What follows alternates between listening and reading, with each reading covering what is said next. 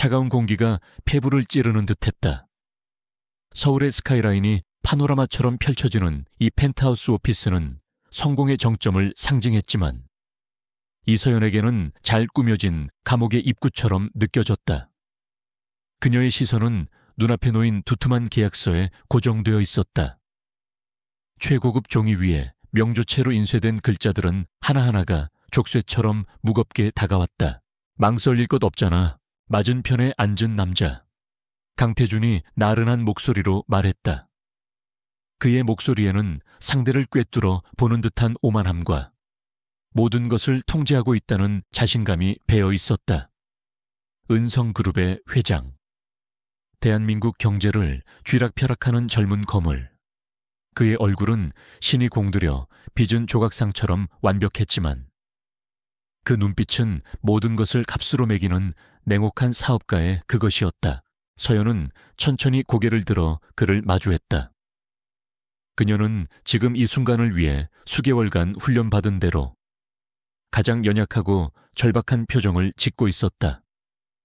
금방이라도 눈물을 터뜨릴 것처럼 살짝 붉어진 눈시울, 미세하게 떨리는 입술, 이 모든 것은 철저히 계산된 연기였다. 아, 정말 이 방법밖에는 없는 건가요? 가냘프게 흘러나온 목소리에 강태준의 입가에 희미한 미소가 걸렸다. 그는 예상했던 반응이라는 듯 테이블 위로 몸을 살짝 기울였다. 이서연 씨, 세상에는 여러 종류의 거래가 있어. 이건 그 중에서도 당신에게 가장 유리한 거래고 당신 아버지가 남긴 수십억의 빚. 평생을 일해도 갚을 수 있을까? 당신의 남은 인생 전부를 저당 잡히는 것과 고작 1년을 내 옆에서 보내는 것. 어느 쪽이 더 현명한 선택인지는 어린아이도 알 텐데 그의 말이 비수처럼 서연의 가슴에 박혔다. 아버지. 그 이름은 그녀가 이 위험한 임무에 뛰어든 이유. 그 자체였다. 한때는 존경받는 중소기업 사장이었던 아버지는 은성그룹의 무자비한 인수합병 계략에 휘말려 모든 것을 잃고 끝내 병상에 누워있다. 언론은 아버지를 무능한 경영자라 비난했지만 서연은 알고 있었다. 그 배후에 있는 거대한 악의 실체를. 바로 눈앞의 남자 강태준이었다. 하지만 그녀의 내면은 겉으로 보이는 연약함과는 정반대의 차가운 분노로 불타고 있었다. 그녀는 단순한 채무자의 딸이 아니었다.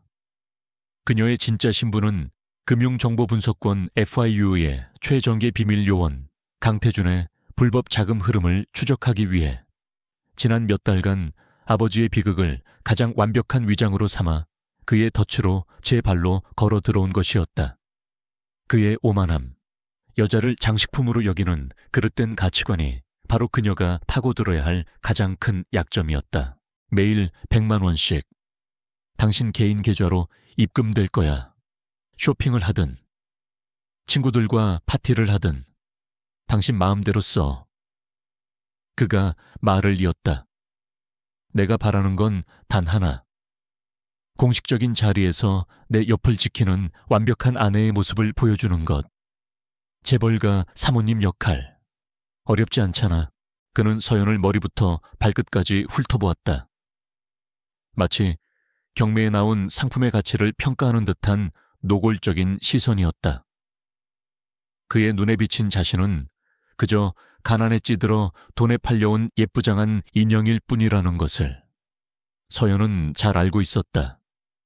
그리고 그것이야말로 그녀가 원하던 바였다. 가장 완벽한 위장. 서연은 떨리는 손을 연기하며 만년필을 집어들었다. 펜촉이 계약서의 서명란에 닿는 순간 그녀의 뇌리에는 지난 몇 년간의 고통스러운 시간들이 스쳐 지나갔다. 아버지의 절망적인 얼굴, 흩어진 가족, 그리고 복수를 다짐하며 금융정보분석권의 비밀 요원이 되기까지의 험난했던 과정. 이 서명은 단순한 계약이 아니었다. 그것은 전쟁의 시작을 알리는 선전포고였다. 강태준, 네가 내게 주는 그 돈이 내 목을 조르는 밧줄이 될 거야. 그녀는 속으로 읊조리며 마지막 획을 그었다. 이서연, 그녀의 이름 3글자가 선명하게 새겨졌다. 계약은 성립되었다. 현명했어. 강태준은 만족스러운 표정으로 자리에서 일어났다.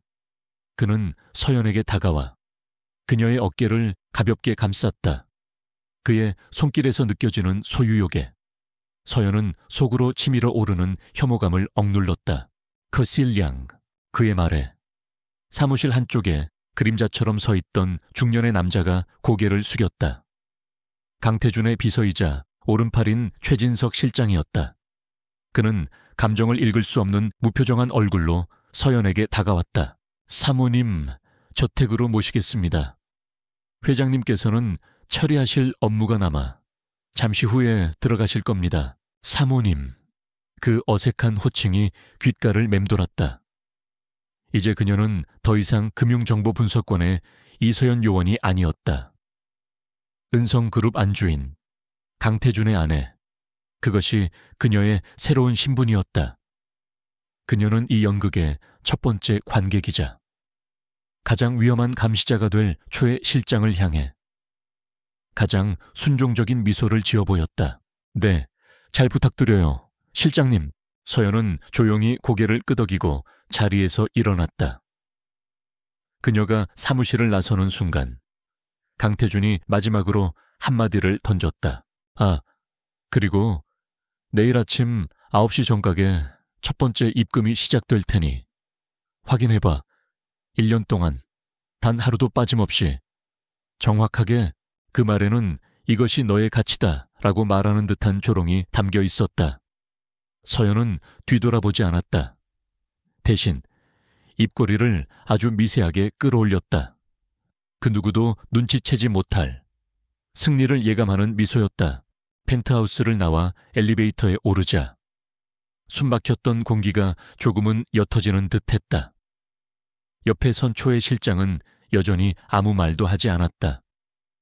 그는 감시자이자 집행관이었다. 서연은 창밖으로 빠르게 스쳐 지나가는 도시의 풍경을 보며 마음을 다잡았다. 차가 도착한 곳은 평창동에 위치한 거대한 저택의 철문 안이었다. 현대적인 디자인의 대저택은 마치 요새처럼 보였고 높은 담장과 수많은 CCTV가 외부 세계와의 완벽한 단절을 선언하고 있었다. 수많은 고용인들이 일렬로 서서 그녀를 맞이했다. 그들은 허리를 굽히며 일제히 사모님, 환영합니다 라고 외쳤지만 그들의 눈에는 호기심과 경계심이 뒤섞여 있었다. 이 거대한 집에 또 어떤 새로운 여주인이 들어왔는지, 그리고 얼마나 버틸지에 대한 무언의 질문들이었다. 최 실장이 그녀를 집 안으로 안내했다. 내부는 외부보다 훨씬 더 화려했다. 높은 천장에는 거대한 샹들리에가 달려 있었고 벽에는 유명 화가들의 값비싼 그림들이 걸려 있었다.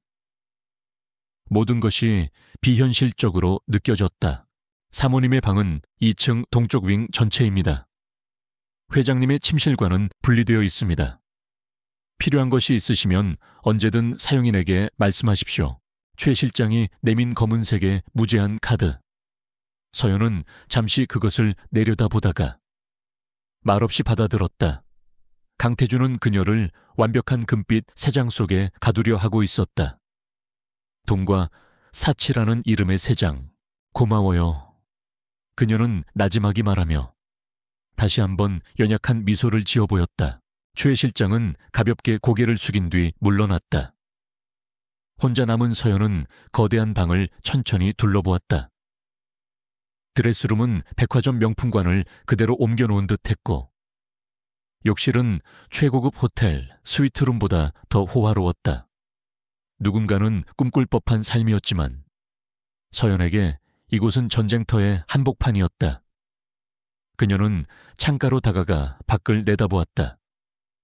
저 멀리 서울의 야경이 보석처럼 반짝였다. 저 불빛 아래 수많은 사람들이 각자의 삶을 살아가고 있을 것이다. 그리고 그 중에는 강태준 같은 포식자에게 모든 것을 빼앗기고 절망에 빠진 사람들도 있을 터였다. 아버지처럼 서연은 주먹을 꽉 쥐었다. 감상에 빠져 있을 시간이 없었다. 그녀는 드레스룸으로 들어가 가장 눈에 띄지 않는 구석에 자신의 작은 가방을 내려놓았다. 그 안에는 그녀가 지난 몇 년간 사용해온 최소한의 개인 물품과 함께 외부의 조력자와 연락할 수 있는 특수 제작된 통신장치가 들어있었다. 첫날 밤이었다. 거대하고 텅 빈 저택에서 그녀는 적의 심장부에서 첫날 밤을 맞이했다. 잠시 후 휴대폰이 짧게 진동했다. 발신인이 없는 암호화된 메시지였다. 진입 성공. 계획대로 진행.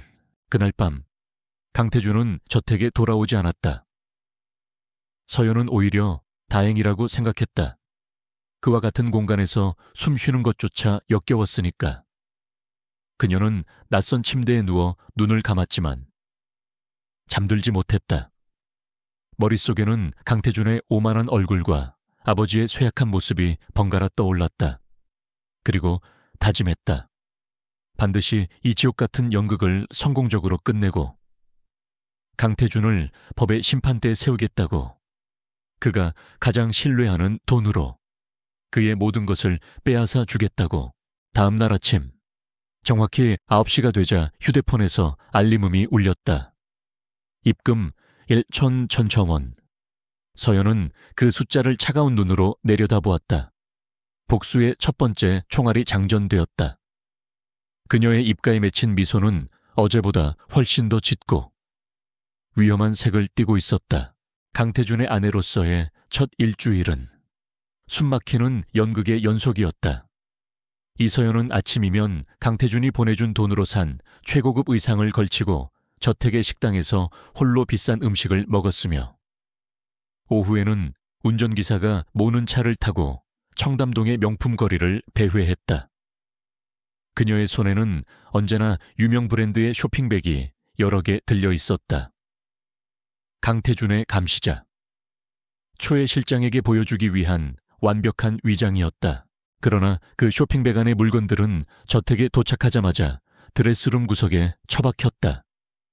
그녀에게는 수천만 원짜리 가방보다 손톱보다 작은 크기의 도청 장치가 훨씬 더 가치 있었다. 첫 입금이 확인된 바로 그날 오후 서연은 운전기사에게 용산 전자상가로 가달라고 요청했다. 예상대로 운전기사는 의아한 표정을 지었다. 사모님, 용산 말입니까?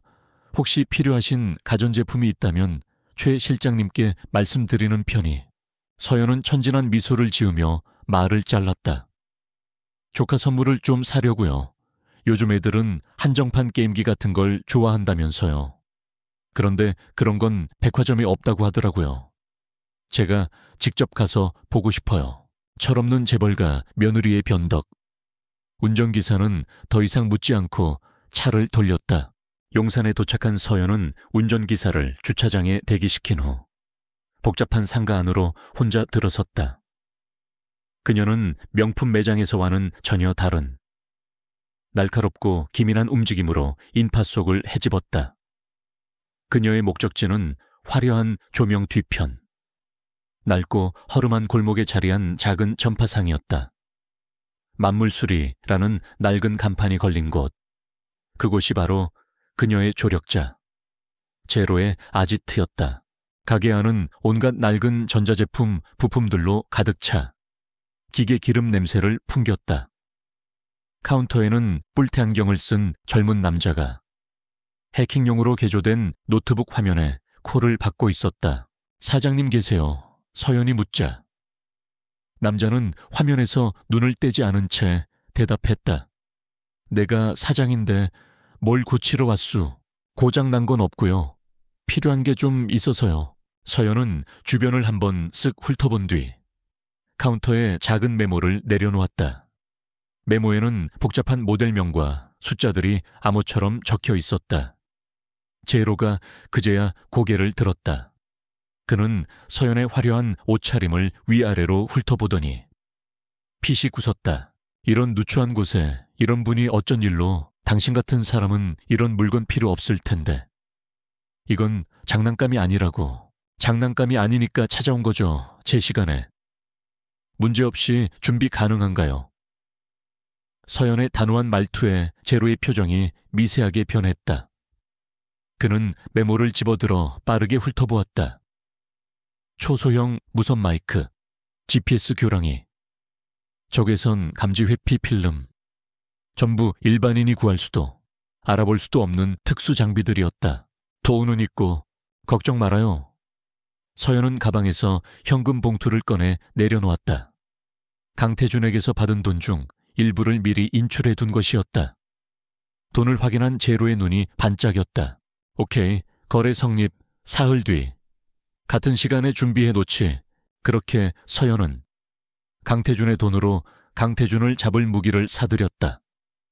그녀는 다시 화려한 쇼핑객으로 돌아와 조카에게 줄 선물이라며 최신형 게임기를 하나 사서 저택으로 복귀했다. 그녀의 알리바이는 완벽했다. 며칠 뒤 서연은 제로에게서 주문한 장비들을 손에 넣었다. 이제부터는 훨씬 더 위험한 단계.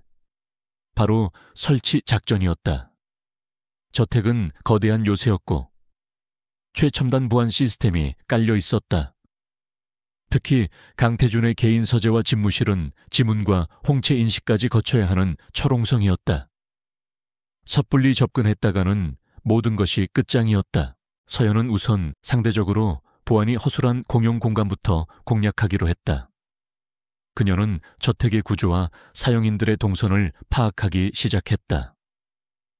매일 아침 정원을 산책하며 외부 CCTV의 사각지대를 확인했고 티타임을 핑계로 거실과 다이닝룸의 구조를 꼼꼼히 살폈다. 그녀는 저택의 사용인들에게 값비싼 선물을 하고 후한 팁을 주며 환심을 샀다. 처음에는 경계하던 그들도 돈 많고 세상 물정 모르는 어린 사모님의 호의에 조금씩 마음을 열기 시작했다. 미안해요. 제가 아직 집 구조를 잘 몰라서요. 혹시 회장님 서재는 청소를 얼마나 자주 하나요? 제가 실수로라도 방해하면 안 되니까. 그녀는 젊은 하녀에게 백화점 상품권을 건네며 슬쩍 물었다. 서재는 매일 아침 8시. 최 실장님이 직접 입회하신 가운데 30분만 진행됩니다. 그 외의 시간에는 아무도 들어갈 수 없습니다. 사모님, 그렇구나. 고마워요. 이건 그냥 내 성의예요. 정보들이 하나씩 모였다. 서재 청소 시간, 경비 교대 시간, CCTV 정기 점검 주기, 퍼즐 조각들이 맞춰지기 시작했다. 그녀는 이 정보를 바탕으로 가장 완벽한 침투 계획을 세웠다. 그러던 어느 날 저녁, 외출해서 돌아온 서연은 거실에서 최 실장과 마주쳤다. 그는 평소에 무표정한 얼굴로 그녀에게 다가왔다. 사모님, 오늘 오후에는 신사동에 있는 갤러리에 다녀오셨더군요. 네, 맞아요. 볼만한 그림이 많더라고요. 서연은 태연하게 대답하며 쇼핑백을 내려놓았다. 그러셨습니까? 그런데 결제 내역 중 한 군데가 조금 이상해서 여쭙니다. 갤러리 근처의 헌책방에서 50만 원을 결제하셨던데 특별히 찾으시는 책이라도 있으셨습니까? 심장이 철렁 내려앉는 기분이었다. 최 실장이 그녀의 카드 내역을 전부 감시하고 있었던 것이다. 헌책방. 그곳은 제로의 두 번째 접선 장소였다. 추가 장비를 받고 대금을 지불한 곳이었다. 서연은 찰나의 순간 수십 가지 변명을 머릿속으로 떠올렸다. 그리고 가장 그럴듯한 이서연이라는 캐릭터에 가장 어울리는 답을 찾아냈다. 그녀는 살짝 얼굴을 붉히며 수줍게 웃었다. 그거요 사실 제가 옛날 순정 만화책 모으는 취미가 있거든요. 아버지가 아시면 잔소리 하실까봐 몰래 모았었는데 거기 희귀한 초판본이 있다고 해서요. 좀 부끄럽네요. 최 실장은 잠시 그녀를 빤히 쳐다보았다. 그의 눈빛은 그녀의 말이 진실인지 거짓인지 가늠하려는 듯 예리했다. 서연은 시선을 피하지 않고 순진무구한 표정을 유지했다. 잠시 후 최 실장의 얼굴에서 날카로움이 사라졌다. 그러셨군요. 몰라 보였습니다. 회장님께는 보고하지 않겠습니다. 고마워요. 실장님, 위기를 넘겼다. 하지만 서연은 등줄기에 식은땀이 흐르는 것을 느꼈다. 최 실장은 생각보다 훨씬 더 치밀한 사람이었다. 앞으로는 현금 사용 비중을 더 높여야 했다. 강태준의 감옥은 보이지 않는 창살로 더욱 촘촘하게 그녀를 올가매고 있었다. 그날 밤 서연은 모두가 잠든 시간을 기다렸다. 새벽 2시 그녀는 침대에서 조용히 빠져나와 검은색 트레이닝복으로 갈아입었다. 낮에 파악해둔 CCTV 사각지대를 이용해 그녀는 그림자처럼 복도를 가로질러 1층 응접실로 향했다. 그곳은 강태준이 외부 손님들과 비공식적인 만남을 갖는 장소였다. 중요한 대화가 오고 갈 가능성이 가장 높은 곳 중 하나였다.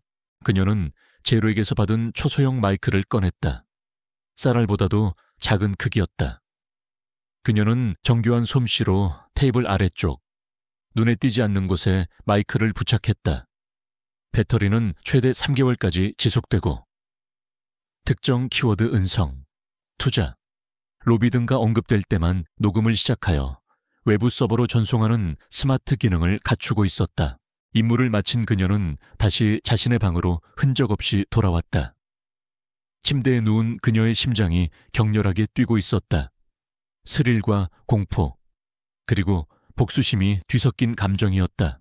며칠 후 서연은 강태준과 함께 부부 동반 자선 파티에 참석했다. 그곳에서 그녀는 처음으로 강태준의 아내로서 대중 앞에 섰다.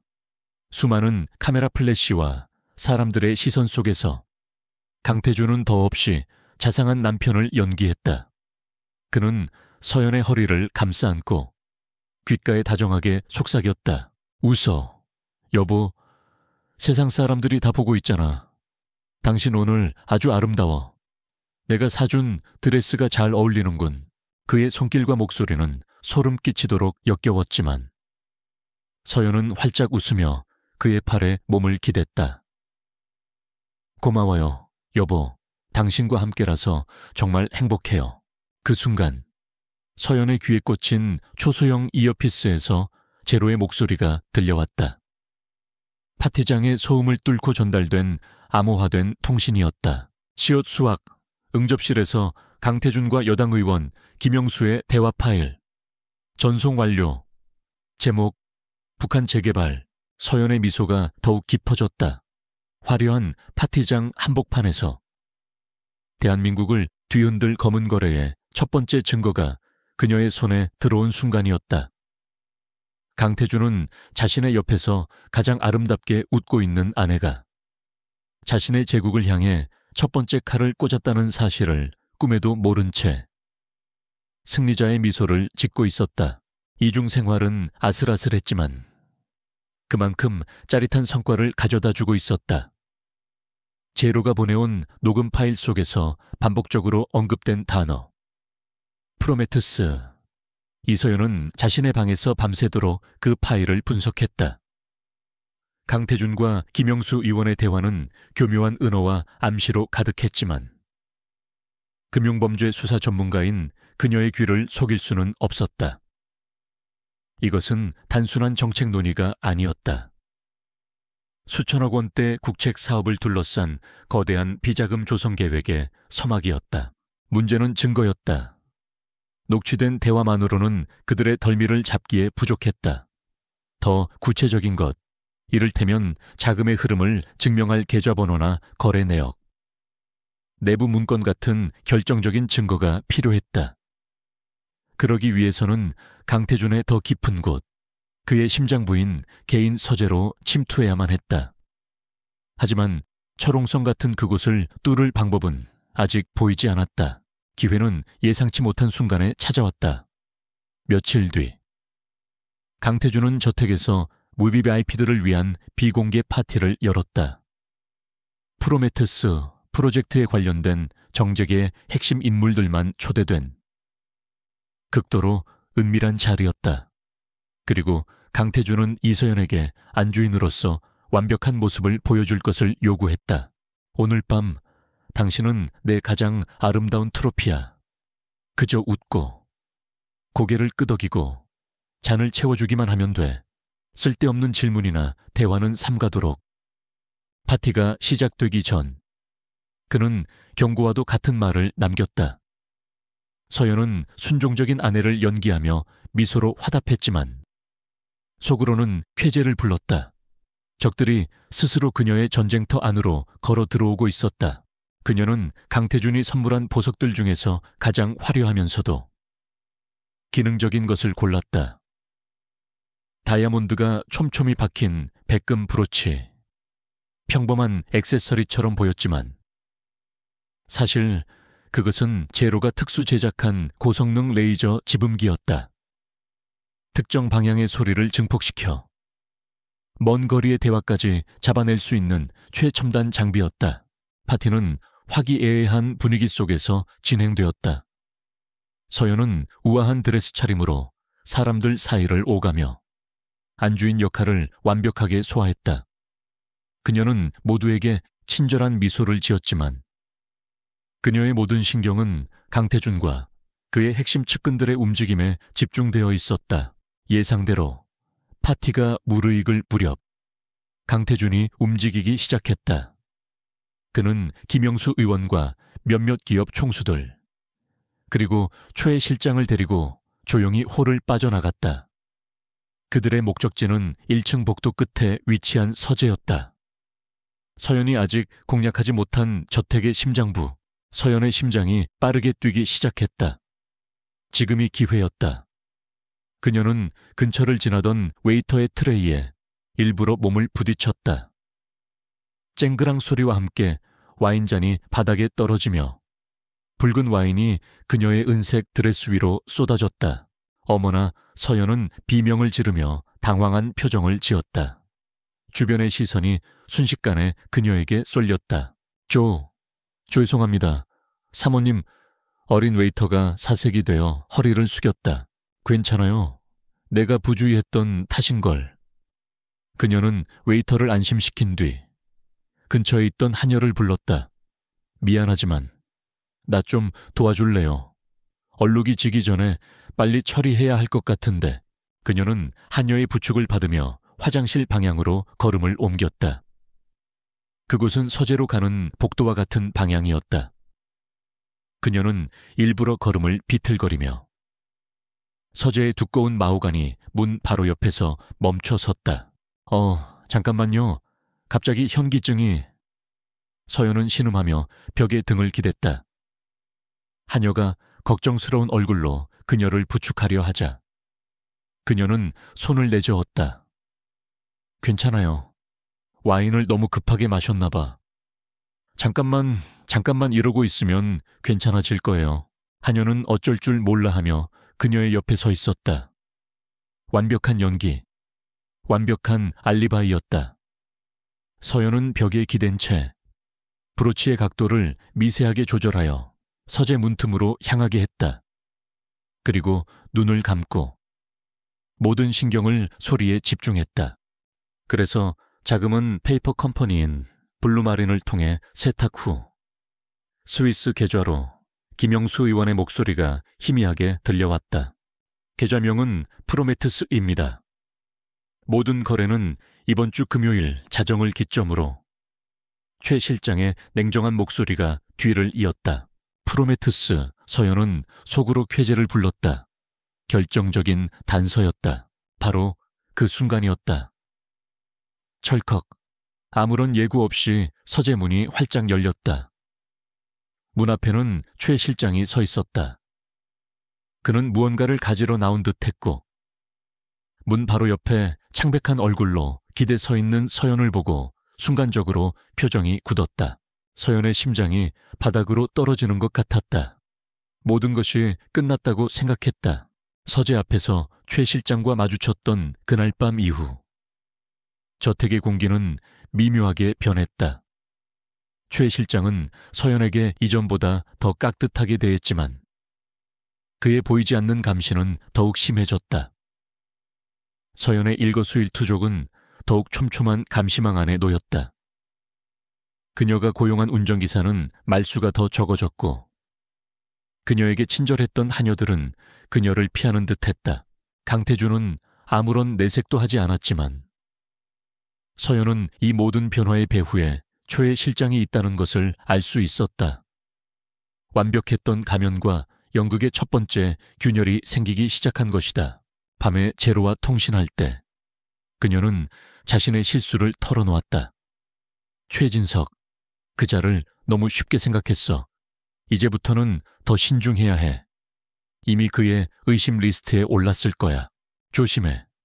여우, 늑대 소굴에서 춤추는 건 좋지만 늑대에게 꼬리를 밟히면 끝장이야.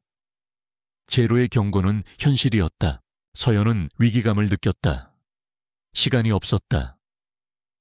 최 실장의 의심이 확신으로 바뀌기 전에, 강태준이 그녀의 정체를 알아채기 전에 프로메테스비 계좌의 실체를 파헤쳐야만 했다. 더 이상 저택 안에서 소극적으로 정보를 수집하는 방식으로는 한계가 있었다. 이제는 그녀가 직접 밖으로 나가 더 위험한 판으로 뛰어들어야 할 때였다. 다음 날 이서연은 강태준의 아내 역할을 10분 활용하기로 결심했다. 그녀는 강태준이 저택으로 돌아온 저녁 식사 자리에서 조심스럽게 준비한 화제를 꺼냈다. 여보, 그녀는 이제 제법 익숙하게 그 호칭을 사용했다. 제가 생각해 본 게 있는데요. 강태준은 스테이크를 썰며 건성으로 대답했다. 뭔데? 제가 그냥 이렇게 매일 쇼핑만 하고 지내는 게 좀 의미가 없는 것 같아요. 그래서 작은 재단을 하나 만들어 보면 어떨까 해요. 어려운 환경의 예술 영재들을 후원하는 그런. 서연은 세상 물정 모르는 부잣집 사모님이 가질 법한 순진한 열망을 연기했다. 강태준은 잠시 칼질을 멈추고 그녀를 쳐다보았다. 그의 눈에는 역시 생각 없는 여자라는 듯한 조소가 어렸다. 하지만 그는 곧 그것이 나쁘지 않은 생각이라고 판단했다. 은성그룹의 이미지를 제고하는 데 도움이 될 것이고 아내에게 적당한 소일거리를 던져주면 귀찮은 일도 줄어들 터였다. 재단이라 재미있는 생각이네. 좋아. 허락하지. 최 실장에게 말해서 본사 건물에 작은 사무실 하나 내주라고 하지. 필요한 지원도 해줄 테니 어디 한번 멋대로 해봐. 그는 다시 스테이크에 집중하며 무심하게 말했다. 서연은 속으로 안도의 한숨을 내쉬며 감사 인사를 했다. 정말요, 고마워요, 여보. 늑대의 소굴로 들어가는 입장권이 이렇게 쉽게 손에 들어왔다. 며칠 후 서연은 은성아트재단 준비위원장이라는 직함으로 은성그룹 본사 30층에 자신의 사무실을 얻었다. 화려하기만 한텅 빈 공간이었지만 그녀에게는 적의 심장부에 설치한 작전 베이스 캠프나 다름없었다.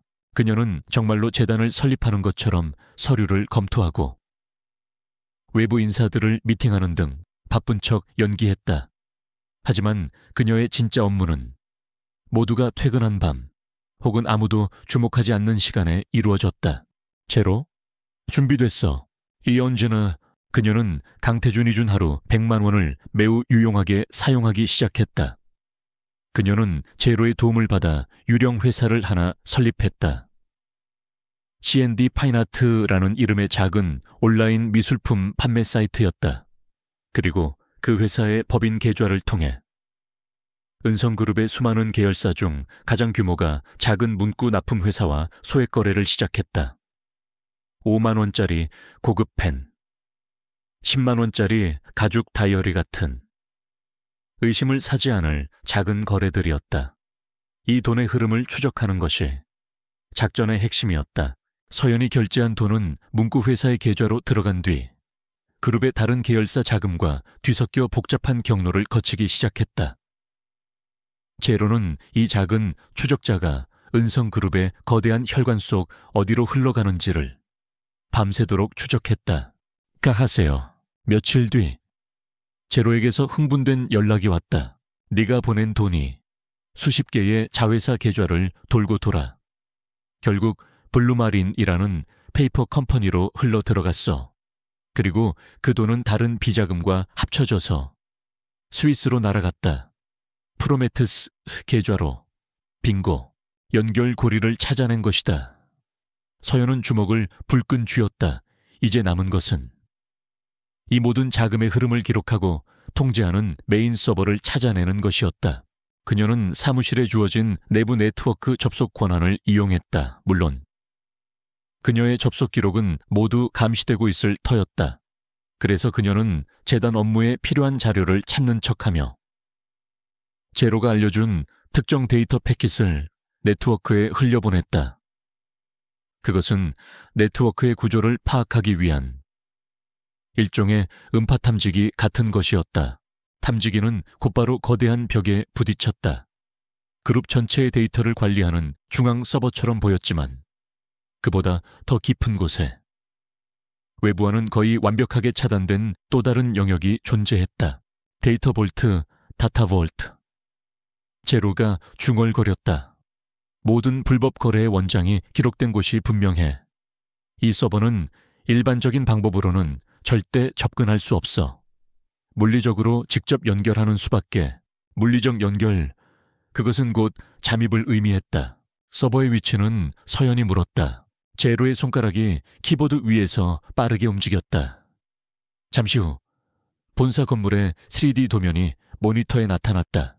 지하 4층. 공식적인 도면에는 존재하지 않는 비밀 구역이야. 전력 공급 라인을 역추적해서 찾아냈어. 보안 수준은 상상을 초월해. 압력 감지 바닥, 적외선 레이저 그리드, 미세 음향 탐지기, 그리고 홍채와 지정맥을 동시에 인식하는 생체 인증 시스템까지. 여긴 그냥 서버실이 아니라 군사 벙커야. 접근 권한을 가진 자는 단 2명, 강태준, 그리고 최진석. 절망적인 상황이었다. 하지만 서연은 포기하지 않았다. 그녀는 오히려 목표가 명확해졌다는 사실에 집중했다. 그녀의 시선은 더 이상 불안에 떨지 않았다. 지하 4층, 데이터 볼트의 청사진을 꿰뚫어 보는 듯 차갑고 결연한 빛으로 가득 차 있었다. 더러운 돈의 흐름은 이제 그 끝을 향하고 있었다. 최 실장의 방문 이후 강태준의 저택과 은성그룹 본사에는 보이지 않는 거미줄이 쳐졌다. 이서연을 향한 감시의 거미줄이었다. 그녀는 더 이상 단순한 의심의 대상이 아니었다.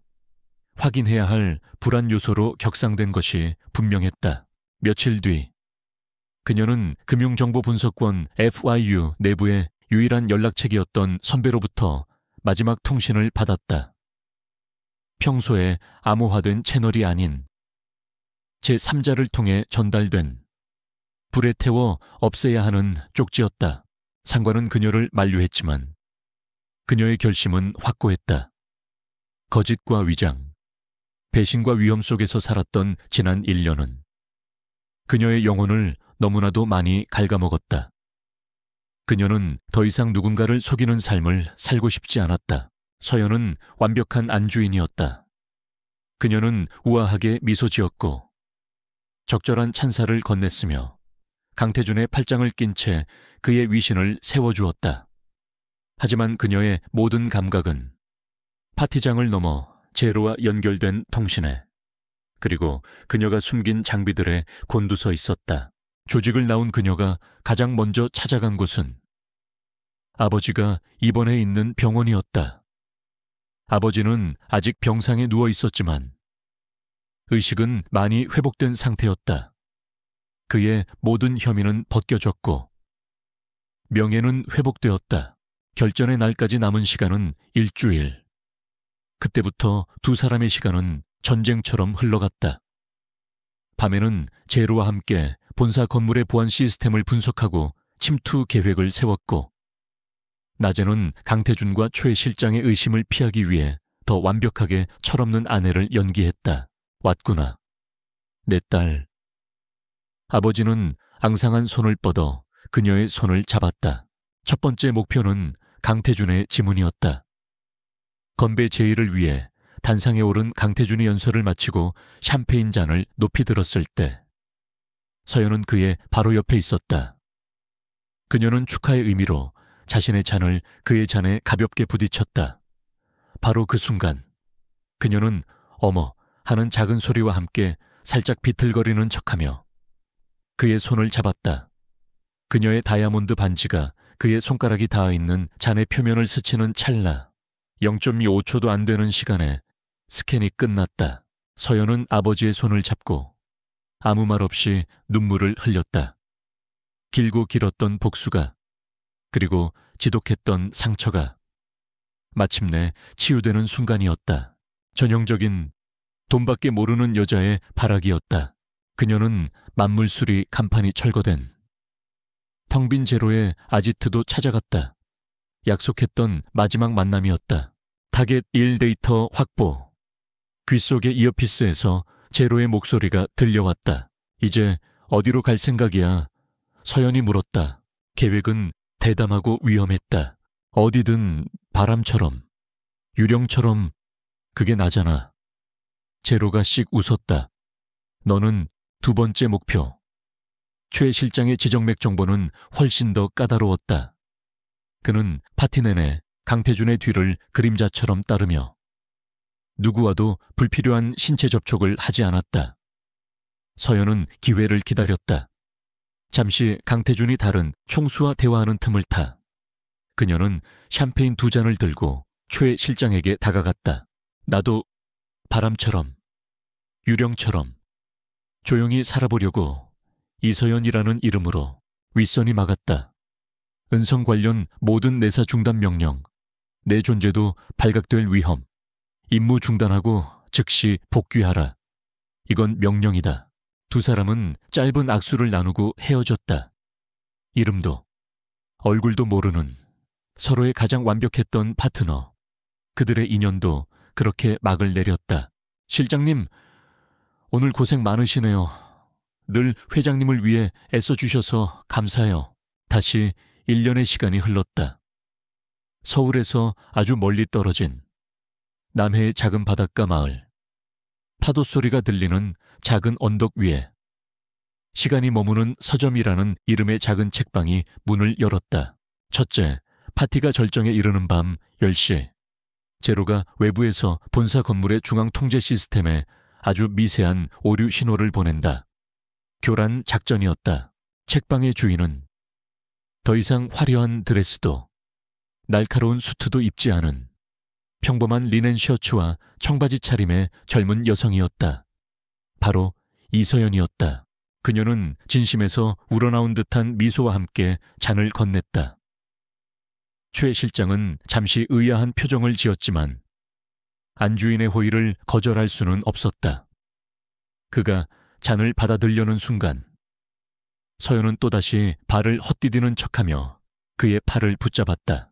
그녀는 매일 아침 바다를 보며 커피를 내리고 책을 정리하고 찾아오는 몇 안 되는 손님들과 조용히 이야기를 나누었다.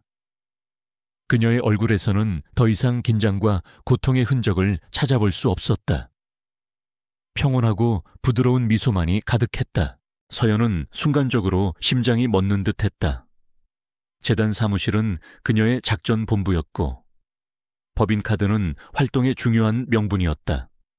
하지만 그녀는 0.1초 만에 표정을 관리하고 준비된 역할을 연기했다. 그녀는 포크를 신경질적으로 내려놓으며 쏘아붙였다.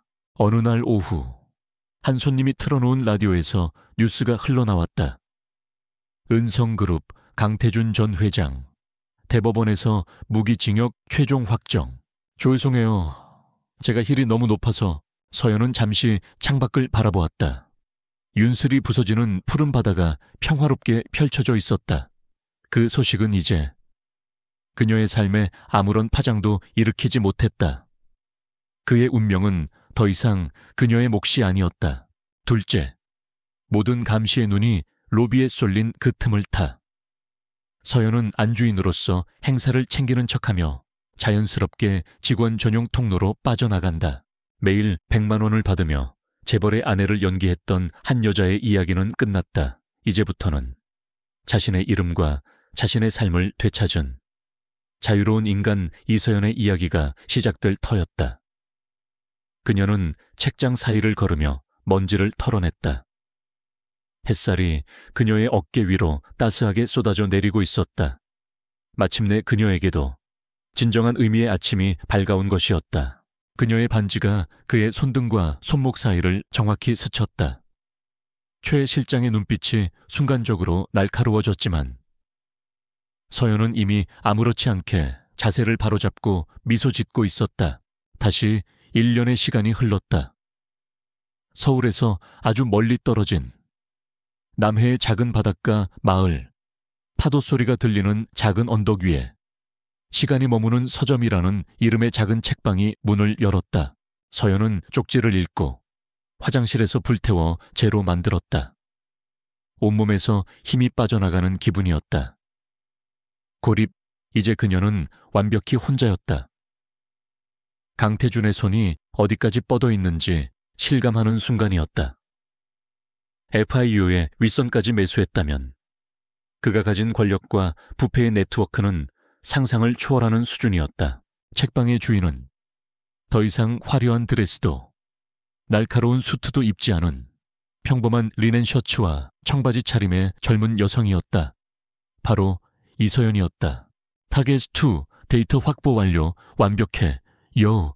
그녀는 매일 아침 바다를 보며 커피를 내리고 책을 정리하고 찾아오는 몇 안 되는 손님들과 조용히 이야기를 나누었다. 그녀의 얼굴에서는 더 이상 긴장과 고통의 흔적을 찾아볼 수 없었다. 평온하고 부드러운 미소만이 가득했다. 셋째, 지하로 내려가는 엘리베이터 앞에서 그녀는 제로가 만들어준 만능 키를 사용한다.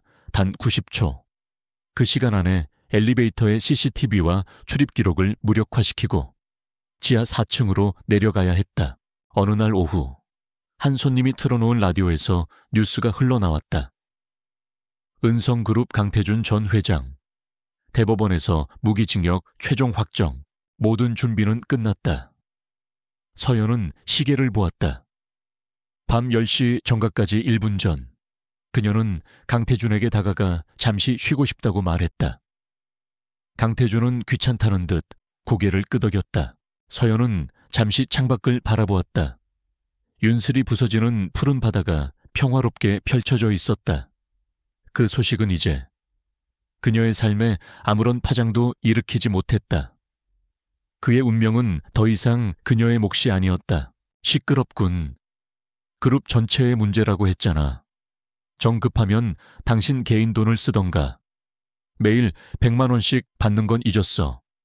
강태준은 코웃음을 치며 자리를 떴다. 매일 100만 원을 받으며 재벌의 아내를 연기했던 한 여자의 이야기는 끝났다. 이제부터는 자신의 이름과 자신의 삶을 되찾은 자유로운 인간 이서연의 이야기가 시작될 터였다. 정확히 10시가 되자 제로의 공격이 시작되었다. 지지직 하는 괴음과 함께 로비의 거대한 샹들리에 수십 개가 일제히 꺼졌다 켜지기를 반복했고 스피커에서는 귀를 찢는 듯한 소음이 터져 나왔다. 파티장은 순간적인 혼란에 휩싸였다. 그녀는 책장 사이를 걸으며 먼지를 털어냈다. 햇살이 그녀의 어깨 위로 따스하게 쏟아져 내리고 있었다. 마침내 그녀에게도 진정한 의미의 아침이 밝아온 것이었다. 마지막, 그리고 가장 어려운 관문은 데이터 볼트의 생체 인식 시스템이었다. 홍채와 지정맥. 이것은 해킹으로 뚫을 수 있는 영역이 아니었다. 강태준과 최 실장의 신체 정보가 직접 필요했다. 그날 저녁, 서점을 정리하고 문을 닫으려던 순간 출입문에 달린 작은 종이 맑은 소리를 내며 울렸다. 바로 지금이었다. 서연은 혼란을 틈타 어둠 속으로 몸을 숨겼다. 그녀는 사람들의 눈을 피해 직원 전용 통로로 미끄러져 들어갔다. 지하로 향하는 엘리베이터 앞에서 그녀는 허벅지의 가터벨트에서 USB 만능 키를 꺼내 단지에 꽂았다. 삑 소리와 함께 빨간불이 녹색으로 바뀌었다. 죄송합니다. 손님, 오늘은 영업이 복귀 돌아가면 모든 것은 묻힐 것이다. 아버지의 억울함도 강태준의 범죄도 영원히 어둠 속에 파묻힐 터였다. 서연은 고개를 들다 말을 멈췄다. 엘리베이터 문이 열리고 그녀는 안으로 뛰어들었다. B4 버튼을 누르자 엘리베이터 안에 카메라 렌즈가 잠시 흐려졌다가 다시 선명해졌다. 90초. 지금부터 카운트다운이 시작되었다. 문 앞에는 한 남자가 서 있었다. 저녁 노을을 등지고 서 있어. 그의 얼굴은 그림자에 가려 잘 보이지 않았다. 하지만 그 익숙한 실루엣, 훤칠한 키와 단단한 어깨, 서연의 심장이 바닥으로 곤두박질 치는 것 같았다. 어떻게 그들의 생체 정보를 빼낼 생각이야? 제로가 물었다. 남자가 천천히 안으로 들어섰다. 그림자가 걷히고 그의 얼굴이 드러났다. 지하 4층에 도착하자 차가운 공기가 그녀를 맞았다. 복도 저편에 분노와 배신감으로 이글거리는 눈의 강태준과 차갑게 굳은 얼굴의 최 실장, 그리고 중무장한 보안 요원들이 서 있었다. 모든 것이 끝났다. 서연은 숨을 멈췄다. 그 얼굴은 그녀가 지난 1년간 잊으려 애썼던, 그녀의 악몽 속에 등장했던 바로 그 얼굴이었다. 강태준, 당신이 추진하던 아트 재단 말이야. 그룹 자금 흐름에 문제가 좀 생겨서 법인카드를 전부 일시 정지시켰어. 당분간은 개인적으로 해결해야 할 것 같군. 하지만 무언가 달랐다.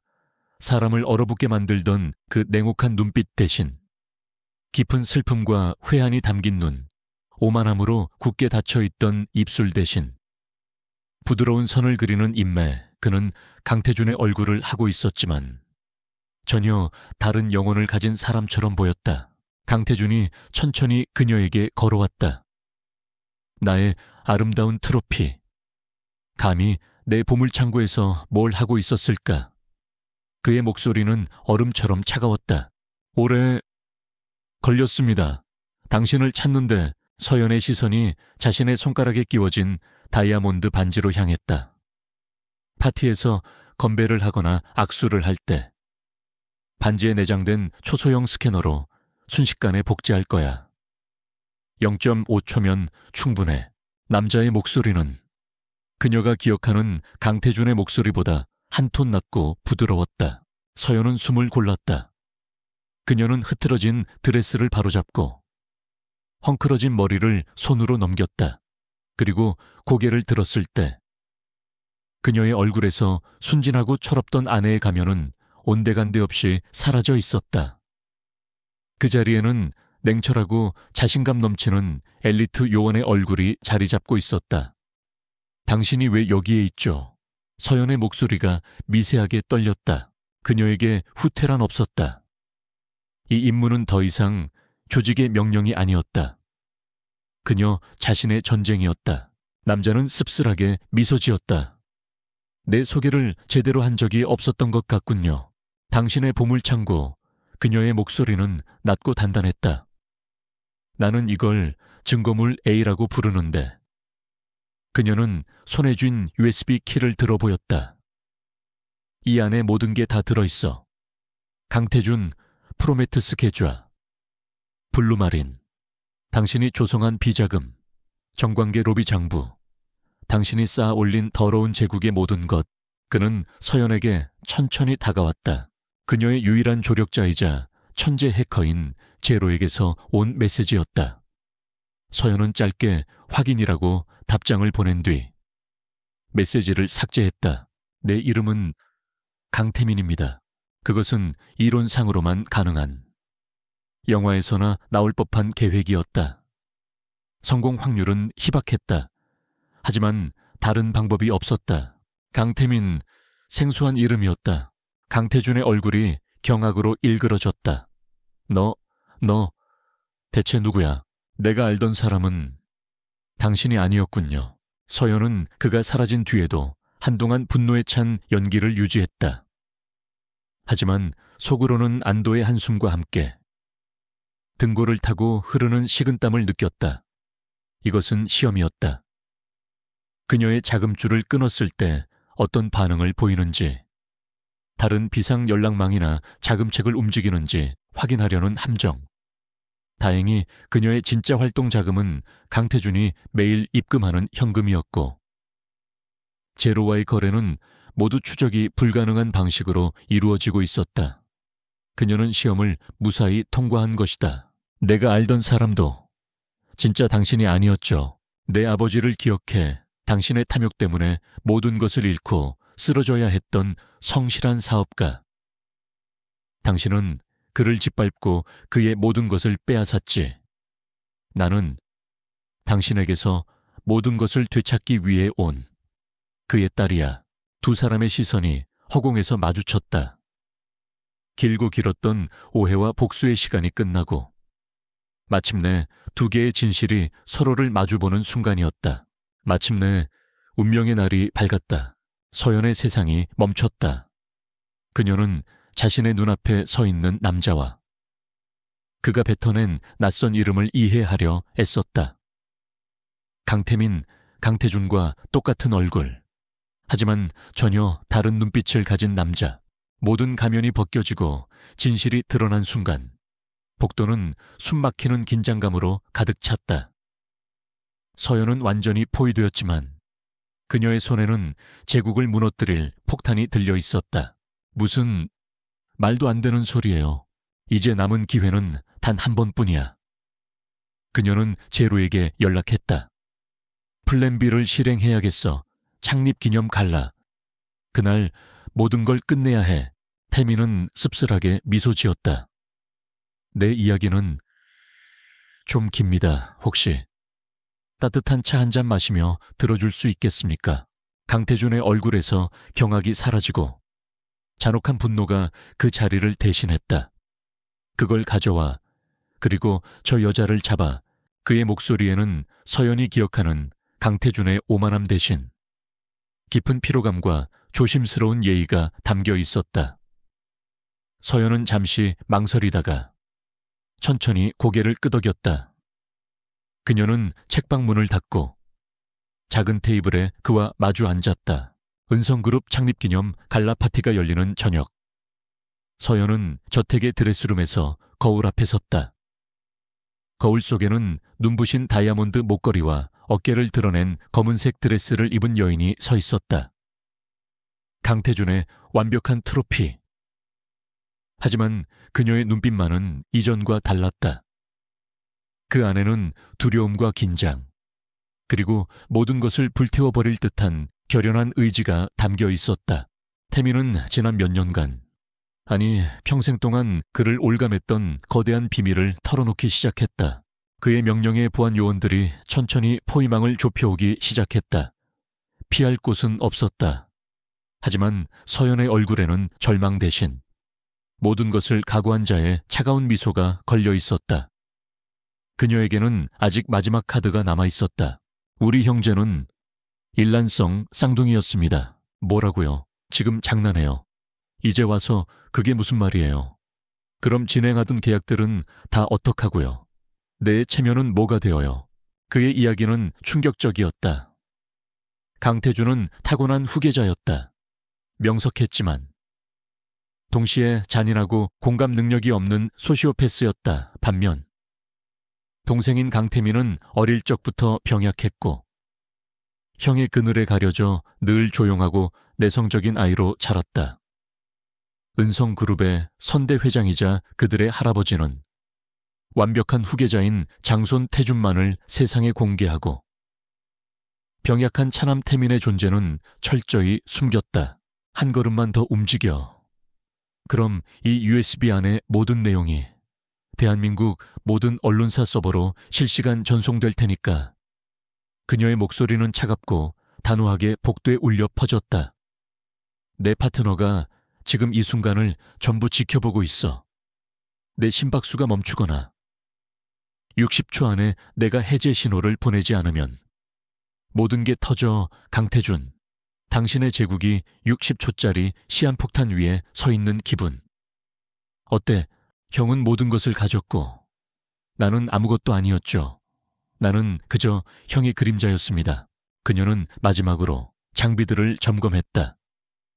손가락에는 생체정보 스캐너가 내장된 반지. 드레스 가슴에는 레이저 지붕기 브로치, 그리고 허벅지에 착용한 작은 가터벨트 안에는 데이터 볼트의 문을 열어줄 USB 만능 키가 숨겨져 있었다. 그러던 어느 날 비극이 닥쳤다. 서연이 강태준을 만나기 몇 달 전, 진짜 강태준이 음주와 과속으로 인한 교통사고로 즉사한 것이다. 팽팽한 대치가 이어지던 바로 그 순간이었다.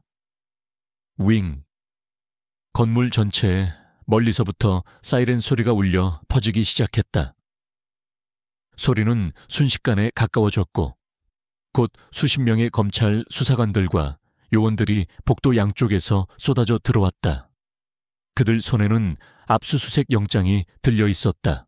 선두에 선 것은 서연에게 마지막 경고를 보냈던 그녀의 선배 수사관이었다. 그는 서연과 눈이 마주치자 짧게 고개를 끄덕여 보였다. 조직의 명령을 어기고 그녀를 도우러 온 것이었다. 할아버지에게 형의 죽음은 은성그룹의 종말과도 같았습니다.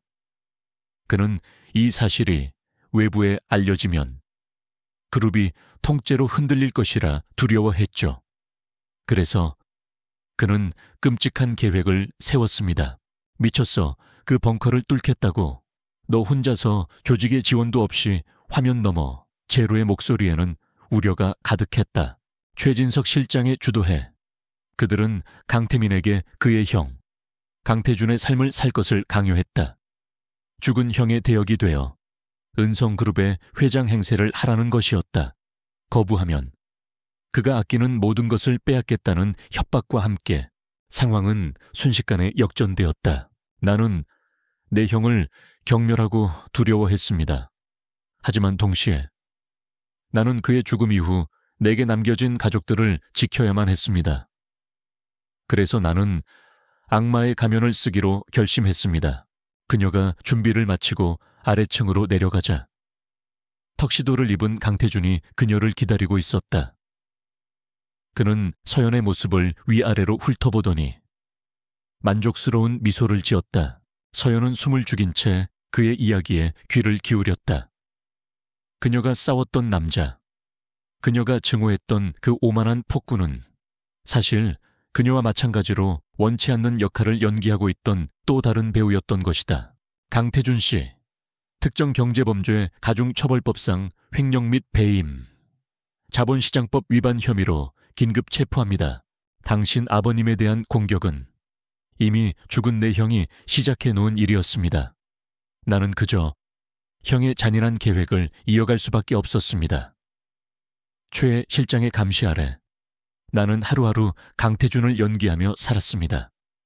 그러다 당신을 만난 겁니다. 하지만 이것은 시작에 불과했다. 그의 눈빛이 아련해졌다. 계약 결혼은 형의 계획이 없던 내 첫 번째 반항이었습니다. 나는 당신의 눈에서 나와 같은 종류의 분노와 슬픔을 보았습니다. 그래서 당신을 내 옆에 두고 싶었습니다. 당신의 싸움을 지켜보면서 어쩌면 나도 언젠가 내 진짜 삶을 되찾을 수 있을지도 모른다는 그런 이기적인 희망을 품었던 겁니다. 강태준과 최 실장의 손에 차가운 수갑이 채워졌다. 강태준은 마지막 순간까지도 믿을 수 없다는 표정으로 서연을 노려보았다. 자신이 돈으로 사들인 가장 아름답고 순종적이라 믿었던 인형에게 제국의 심장이 꿰뚫린 사실을 그는 여전히 받아들이지 못했다. 그의 고백은 계속되었다. 그는 검찰에 체포된 후 모든 진실을 털어놓았다. 죽은 형의 모든 범죄와 그 범죄를 은폐하려 했던 최 실장과 가문의 비리까지 그는 수사에 협조한 대가로 감형을 받아 최근에서야 출소할 수 있었다. 역시 내 선택은 틀리지 않았어. 오늘 밤은 저 별들보다 더 빛나는군. 그는 서연의 손을 잡고 자신의 팔에 끼게 했다. 그의 손은 차가웠다. 내 형과 우리 가문이 당신과 당신의 가족에게 저지른 죄는 평생을 가도 갚을 수 없을 겁니다. 그래서 나는 내게 남겨진 유산을 모두 처분하여 익명으로 형에게 피해를 입었던 모든 분들께 보상금을 전달했습니다. 당신의 아버님 회사도 이제 정상화되었을 겁니다. 감히, 서연은 할 말을 잃었다. 그녀의 복수는 사실 그녀가 알던 것과는 전혀 다른 진실 위에 서 있었다. 그녀가 무너뜨린 것은 진짜 악마가 아니라 악마의 가면을 쓴 채 고통받던 또 다른 영혼이었던 것이다. 혼자가 아니야. 네가 있잖아. 지난 1년간 당신을 생각하며 버텼습니다. 태민이 마침내 그녀의 눈을 똑바로 마주 보았다. 그의 눈에는 더 이상 가면 뒤에 냉혹함이 아닌 한 남자의 진솔하고 상처받은 영혼이 담겨 있었다. 그가 증오에 찬 목소리로 읊조렸지만 서연은 아무 대답도 하지 않았다. 그녀는 그저 차가운 눈으로 한때 대한민국을 호령했던 왕이 무너져 내리는 모습을 끝까지 지켜볼 뿐이었다. 그녀는 수갑을 찬 태준 옆을 스쳐 지나가는 수사관에게 조용히 USB를 건넸다. 그녀의 임무는, 그녀의 전쟁은 그것으로 끝이었다. 나는 이제 은성그룹의 회장이 아닙니다. 그저 강태민일 뿐입니다. 당신에게 모든 것을 빼앗겼지만 동시에 당신 덕분에 진짜 나 자신을 되찾았습니다. 그래서 염치 없지만 당신에게 다시 한번 기회를 구하고 싶습니다. 회장 강태준이 아니라 남자 강태민으로서 당신을 알아갈 기회를, 그리고 당신의 상처를 아주 오랜 시간이 걸리더라도 내가 치유해 줄 기회를. 가자. 파치에 강태준이 속삭였다. 그의 고백이 끝나고 서점 안에는 오직 파도 소리만이 들려왔다. 몇 달의 시간이 흘렀다.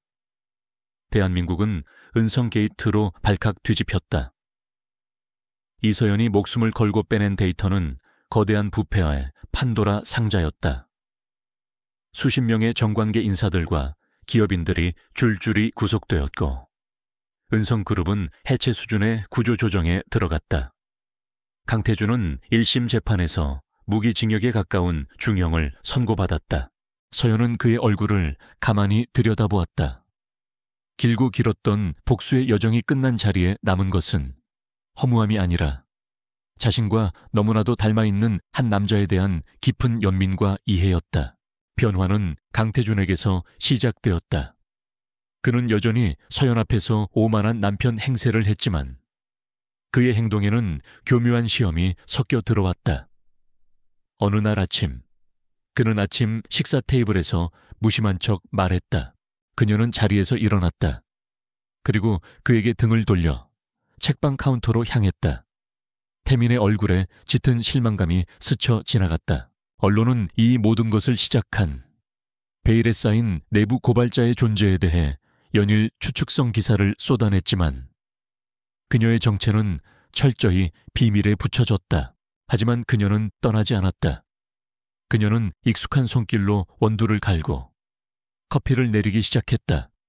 향긋한 커피 향이 서점 안을 가득 채웠다. 그녀는 김이 모락모락 피어오르는 커피 2잔을 들고 다시 그에게로 돌아왔다. 그리고 그의 앞에 커피 한 잔을 내려놓았다. 서연은 그의 팔짱을 낀 채 미소로 화답했다. 그래, 가자. 당신의 제국이 무너지는 것을 축하할 당신을 위한 마지막 파티에.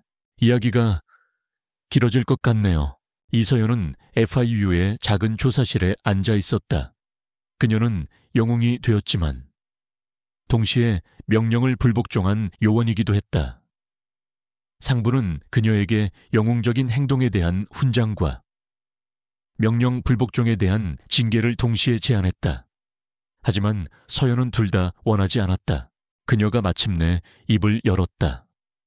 그녀의 얼굴에는 지난 2년간 그 누구에게도 보여주지 않았던 따뜻하고 진실한 미소가 피어오르고 있었다. 서연의 단호한 목소리에 제로는 긴 한숨을 내쉬었다. 알았어. 이왕 미친 짓 하는 거 끝까지 같이 가주지. 계획을 짜보자. 그것은 거절이 아닌 수락이었다. 용서이자 새로운 시작에 대한 초대였다. 사직입니다. 태민의 눈에 아주 오랜만에 뜨거운 눈물이 고였다. 그는 떨리는 손으로 커피잔을 들어 올렸다. 은성그룹 창립 기념 갈라 파티의 로비는 대한민국의 권력을 그대로 옮겨놓은 축소판과 같았다. 화려한 샹들리에 아래 정재계의 거물들이 웃으며 잔을 부딪혔고 그들의 아내들은 보석처럼 빛났다. 그리고 그 중심에는 이 행사의 주인이자 왕인 강태준과 그의 옆에서 가장 아름답게 빛나는 왕비 이서연이 있었다. 두 사람은 떠오르는 아침 해를 등지고 말없이 함께 커피를 마셨다. 절망의 끝에서 시작된 거짓 관계는 수많은 시련과 오해를 거쳐 마침내 진실의 새벽을 맞이하고 있었다.